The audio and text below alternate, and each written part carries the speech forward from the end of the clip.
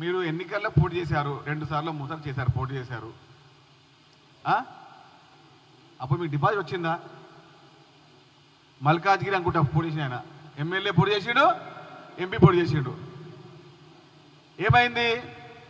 Deposit డిస్కా అయింది. ఇక deposit డిస్కా అయినటువంటి రామచంద్రరావు కూడా మాట్లాడితే మనమే మాట్లాడతాం. శ్రీనివాస్ గారు చెప్పండి. ఆయన మమ్మీయో డాడీయో డమ్మీయో అది మీకే తెలుసు. కాబట్టి ఇంత వ్యవస్థలో రామచంద్రరావు గారి గురించి మాట్లాడమంటే ఇక అది డిఫరెంట్. అంతే, అది జబర్దస్త్ షోలా ఉంటుంది. ఆ జబర్దస్త్ షోని మనము నైట్ 9:30కి చూడాలి, పొద్దున్న మనం చూడలేము. కాబట్టి మనము 9 to 9:30 కూర్చొని రామచంద్రరావు గురించి మాట్లాడితే ఓ డిఫరెంట్గా మనకు అట్మాస్ఫియర్ క్రియేట్ అవుతుంది. ఇప్పుడు మాట్లాడి దినం మొత్తము నన్ను మీరు నవ్వించాలనుకుంటుర్రా?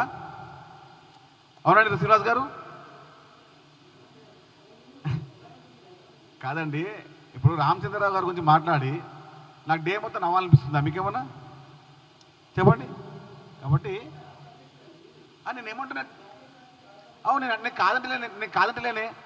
ఆయన అనగా నేను మమ్మీనో డమ్మీనో డాడీనో అని అన్నాడు కదా, అట్లా అంటారు అట్లా ఎవరన్నా? చెప్పండి. కాబట్టి జబర్దస్త్ షో నైట్ 9:30కి వస్తుంది. కాబట్టి ఆ సమయం గురించి మాట్లాడతాం రామచంద్రరావు గారి గురించి. కాబట్టి మాట్లాడి ఈ ప్రెస్ మీట్ యొక్క సంస్థని, ఒక వ్యవస్థని ఇబ్బంది కాకుండా.